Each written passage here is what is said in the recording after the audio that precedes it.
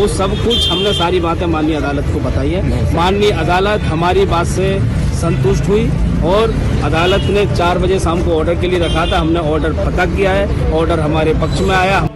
आक्रांतों द्वारा मंदिरों पर मस्जिद बनाने का जो उनका एक मुहिम चला था उसको समाप्त कर दिया गया होता नेहरू के द्वारा, तो आज हमें कोर्ट में अर्जी देने की जरूरत नहीं पड़ती।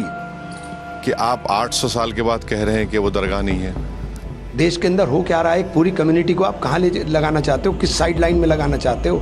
નમસ્કાર મિત્રો, હું મોહન ગઢવી ગુજરાતી દુનિયા યુટ્યુબ ચેનલમાં ફરી એકવાર આપ સૌ મિત્રોનું હાર્દિક સ્વાગત કરું છું। મિત્રો, આ દેશની અદાલતોનો જે સમય છે એ હમણાં એક ખાસ પ્રશ્નનો જવાબ ગોતવામાં લાગેલો છે। પ્રશ્ન એ છે કે એક ધર્મના આંગણામાં બીજા કોઈ ધર્મની નિશાની છે કે નથી। થોડાક મહિનાઓથી અદાલતમાં લગાતાર આ વિષય ઉપર યાચિકાઓ આવતી રહે છે અને એના પછી જ્યારે આની સુનવાઈ માટે જ્યારે સ્વીકૃતિ થાય છે ત્યારે નોટિસ જારી થાય છે અને એના પછી રસ્તો ખુલે છે સર્વેનો।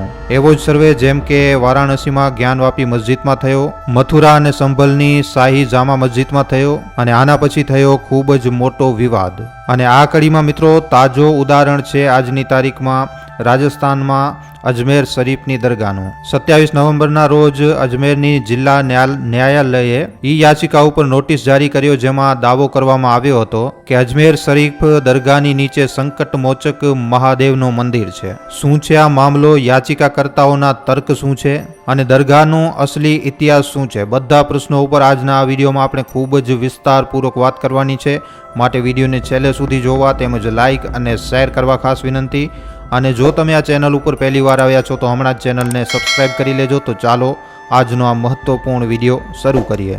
રાજસ્થાનની રાજધાની જયપુરથી કંઈક 131 કિલોમીટર દૂર અજમેર જિલ્લામાં એક વિશ્વ પ્રસિદ્ધ દરગાહ છે, ખ્વાજા મોઇનુદ્દીન હસન ચિશ્તીની દરગાહ, જેને અજમેર શરીફ દરગાહની રીતે ઓળખવામાં આવે છે। આ દરગાહની હમણાં સુધીની કહાની શું છે એના ઉપર આપણે આગળ વાત કરીશું, પણ સૌથી પહેલા આપણે એ જાણીએ કે હમણાં કયા કારણના લીધે આ ખૂબ જ મોટી એક ચર્ચાનો વિષય બની ચૂક્યો છે। તારીખ હતી 27 નવેમ્બર 2024। આ દિવસે અજમેરની જિલ્લા અદાલત એક મુકદમાની સુનવાઈ કરી રહી હતી। મામલો દાયર કર્યો હતો હિન્દુ સેનાના ચીફ વિષ્ણુ ગુપ્તાએ। દલીલ એવી હતી કે કાશી અને મથુરાની જેમ અજમેરની મશહૂર અજમેર શરીફ દરગાહની નીચે સંકટમોચક મહાદેવનું મંદિર છે, મતલબ કે પ્રાચીન કાલીન સંકટમોચક શિવ મંદિર હતો અને આ મંદિરને તોડીને અહીંયા એની ઉપર દરગાહનો નિર્માણ થયેલો છે। માંગ એવી છે કે આ દરગાહનો પણ પુરાતાત્વિક સર્વેક્ષણ કરવામાં આવે, જેના લીધે તથ્ય બહાર આવી શકે। યાચિકાની સુનવાઈ કરી રહેલા જજ મોહન ચંદેલે 3 પક્ષકારોને નોટિસ જારી કર્યું છે। આ પક્ષકાર કોણ છે? કેન્દ્રીય અલ્પસંખ્યક મંત્રાલય, ભારતીય પુરાતાત્વિક સર્વે મતલબ કે ASI અને ત્રીજો છે અજમેર દરગાહ કમિટી। આ પાર્ટીઓને 20 ડિસેમ્બરથી પહેલા જવાબ જે છે એ અદાલતમાં દાખલ કરવાનું રહેશે કે દરગાહના પુરાતાત્વિક સર્વેક્ષણ ઉપર એમની શું રાય છે અને એના પછી આ જે મામલો છે એની આગળ જાંચ પડતાલ થશે, સુનવાઈ થશે। પણ મિત્રો, એવા તો કયા તર્ક આપવામાં આવ્યા કે અદાલતે આ કેસને સુનવાઈ કરવા યોગ્ય માન્યું અને અદાલતે નોટિસ પણ જારી કરી નાખ્યું। યાચિકાકર્તા વિષ્ણુએ અદાલતમાં કહ્યું કે વર્ષ 1910માં બ્રિટિશ કાળના જજ હરબિલાસ શારદાએ આ જગ્યા ઉપર શિવ મંદિર હોવાનો દાવો કર્યો છે। જજ શારદાએ પોતાની પુસ્તક અજમેર હિસ્ટોરિકલ એન્ડ ડિસ્ક્રિપ્શનમાં લખ્યું છે કે દરગાહના અંદરના હિસ્સાઓમાં ભગવાન શંકર, ભગવાન શિવની તસવીરો હતી અને જેના ઉપર પ્રાંગણ ઉપર રહેવાવાળા બ્રાહ્મણ ચંદન ચડાવતા હતા। જજની કિતાબના હવાલાથી કહેવામાં આવ્યું કે આ ઇમારત એક ઊંચી છત ઉપર ઊભી છે, જે મૂળ રૂપથી પહાડીની ચટ્ટાન સાથે બનાવવામાં આવી હતી। આમાં પશ્ચિમ બાજુ સરસ્વતી મંદિર મતલબ કે શિક્ષણનું મંદિર અને દક્ષિણ અને પૂર્વ બાજુ પ્રવેશ દ્વાર હતું। વર્ષ 1992માં અફઘાન હમલાવર શાહબુદ્દીન ગોરીના નેતૃત્વમાં અજમેર ઉપર હુમલો કરવામાં આવ્યો હતો, જેમાં આ મંદિરને ધ્વસ્ત કરી દેવામાં આવ્યું હતું, મતલબ કે આ મંદિરને તોડવામાં આવ્યું અને પછી મસ્જિદનો આકાર આને આપવામાં આવ્યો। અજમેર અદાલતમાં વિષ્ણુએ એમ પણ કહ્યું કે દરગાહમાં રહેલી બુલંદ દરવાજાની બનાવટ જે છે એ હિન્દુ મંદિર જેવી છે। આની નકાશીને જોઈને પણ એમ અંદાજો લગાડી શકાય છે કે અહીંયા પહેલા મંદિર હતો। એમ પણ કહેવામાં આવ્યું કે દરગાહના ઉપરી સ્ટ્રક્ચરને જોશું તો આમાં પણ હિન્દુ મંદિર જેવી કલાકૃતિઓ છે। આના ઘુમદોને જોઈને પણ સરળ રીતે અંદાજો લગાડી શકાય છે કે આ પહેલા એક મંદિર હતો, મતલબ કે પહેલા કોઈ મંદિરને તોડીને અહીંયા દરગાહનો નિર્માણ કરવામાં આવ્યું છે. આવા બધા તર્ક જે છે એ અદાલતમાં આપવામાં આવ્યા છે. આના સિવાય યાચિકાકર્તાએ કહ્યું કે લગભગ 50 વર્ષ પહેલા સુધી એક પૂજારી અહીંયા રહેલા શિવલિંગની પૂજા પણ કરતા હતા અને એના પછી આ જે શિવલિંગ હતો એને તહેખાનામાં રાખી દેવામાં આવ્યું છે. આના સિવાય યાચિકાકર્તાનો તર્ક અજમેરની ઉચ્ચ સડકોના નામ, રસ્તાઓના નામ જજ હરબિલાસ શારદાના નામ ઉપર છે, તો જજ સાહેબનો જે લેખ છે એના ઉપર અમલ કરવો જોઈએ અને આ દરગાહનો સર્વે થવું જોઈએ. માંગ એવી છે કે જો દરગાહ કમિટી પાસે રજીસ્ટ્રેશનના કાગળ છે તો એને કેન્સલ કરવામાં આવે અને દરગાહના ASI સર્વે પછી ત્યાં હિન્દુઓને પૂજા કરવાની અનુમતિ આપવામાં આવે. सारी बातें हमसे पूछी जो हमने अपनी याचिका में लिखा है कि क्या साक्ष्य आपने पेश किए, आपने क्या इस विषय पे रिसर्च किया है, हमने वो बताया और कैसे कैसे क्या क्या है, क्या क्या पेश किया है, वो सब कुछ हमने सारी बातें माननीय अदालत को बताई है.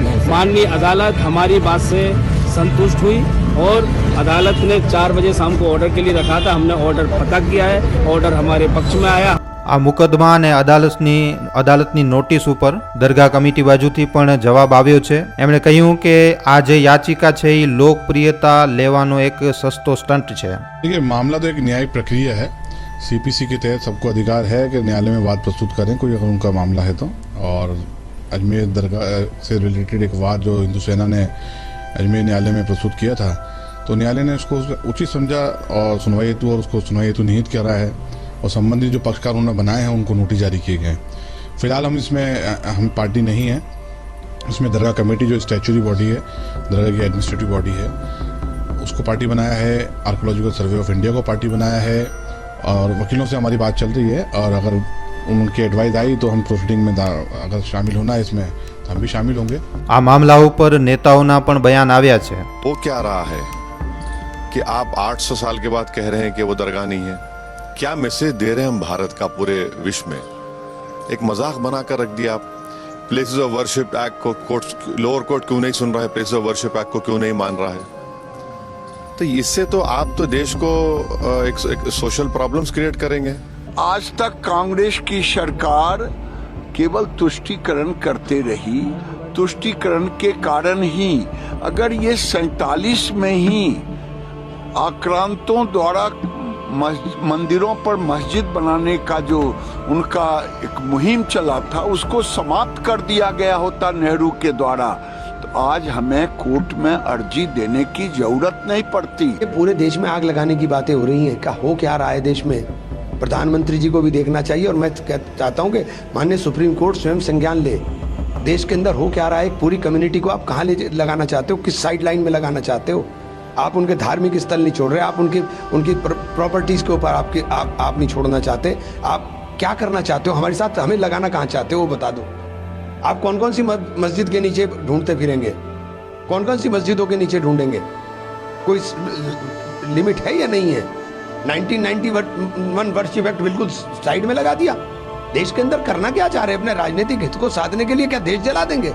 તો મિત્રો આ તો તમામ પક્ષ થઈ ગયા. હવે જાણીએ ઇતિહાસ. આ કહાની ચાલુ થાય છે 12મી સદીથી. 12મી સદીમાં ફારસી અધ્યક્ષતા મોઇનુદ્દીન હસન ચિશ્તી ઈરાનના શહેર સિસ્તાનથી ભારત આવ્યા. શરૂઆતી સમયમાં તે પહેલા દિલ્હીમાં રહ્યા. તે સમયે દિલ્હીના સુલતાન ઇલ્તુત્મિશનો રાજ ચાલતો હતો દિલ્હીમાં. થોડાક અઠવાડિયા દિલ્હીમાં વિતાવ્યા પછી મોઇનુદ્દીન ચિશ્તી અજમેર ચાલ્યા ગયા. કહેવામાં આવે છે કે અજમેર પ્રવાસના દરમિયાન એમનો જે રિશ્તો છે એ સૂફી સંત અબ્દુલ્લા અંસારીની કિતાબો અને એમની શિક્ષાથી થયો અને ધીમે ધીમે અજમેરના જે ઇલાકો હતો એમાં એની ઓળખાણ વધતી ગઈ. સૂફી ઇસ્લામ ઉપર એમના ઉપદેશોની ચર્ચા થવા લાગી. જણાવવામાં આવે છે કે વર્ષ 1236માં મોઇનુદ્દીન ચિશ્તીનો મૃત્યુ થઈ અને મૃત્યુ પછી એના ચાહવાવાળા ભક્તોએ ત્યાં એની કચ્ચી પક્કી દરગાહ બનાવી નાખી, જ્યાં બેસીને મોઇનુદ્દીન ચિશ્તી ઉપદેશ આપતા હતા. વર્ષ 1530માં સત્તામાં આવ્યા પછી મુગલ શાસક હુમાયુએ જૂની દરગાહની જગ્યાએ નવી દરગાહ બનાવી. એના પછી 1556માં જ્યારે હુમાયુનો દીકરો અકબર ગાદી ઉપર બેઠો તો અકબરે દર વર્ષે આ દરગાહ ઉપર જવા જવાની પરંપરા ચાલુ કરી અને આની સાથે સાથે દરગાહને વધારે વિસ્તાર આપવામાં આવ્યો. અકબર પછી બીજા પણ મુગલ શાસકો દ્વારા આ દરગાહનો રિનોવેશન અને વિસ્તાર લગાતાર થતો રહ્યો અને ત્યારથી કરીને અત્યાર સુધી આ જે દરગાહ છે, અજમેર શરીફની જે દરગાહ છે, એ સૂફી ઇસ્લામનો એક ખૂબ જ મોટો કેન્દ્ર બનેલો છે. અહીંયા ના તો ખાલી મુસ્લિમ સમુદાયના લોકો આવે છે, પણ બીજા ધર્મોના ઘણા લોકો પણ અહીંયા પૂજા અર્ચના કરવા માટે, પગે લાગવા માટે જાય છે. તો મિત્રો, આ દરગાહની કહાની આટલા સુધી છે. એનાથી પહેલા શું આ દરગાહની અંદર શિવ મંદિર હતો અને આ જો સર્વે થશે તો શું શિવલિંગ મળવાના કેટલા ચાન્સ છે? મિત્રો, આના ઉપર તમારી શું રાય છે, તમારા શું અભિપ્રાય છે, નીચે કોમેન્ટ સેક્શનમાં લખીને જણાવવા ખાસ વિનંતી. જો આજનો આ વિડીયો તમને પસંદ આવ્યો છે તો આ વિડીયોને ખાલી તમારા સુધી સીમિત ન રાખતા તમારા મિત્રો સાથે, પરિજનો સાથે, વોટ્સઅપ ઉપર, ફેસબુક ઉપર, યુટ્યુબ ઉપર જેટલો બની શકે વધારેમાં વધારે આ વિડીયોને શેર જરૂર કરજો. તો આજના વિડીયોમાં આટલું જ. હવે આપણે મળીશું ફરીવાર એક નવા વિડીયો સાથે. ધન્યવાદ.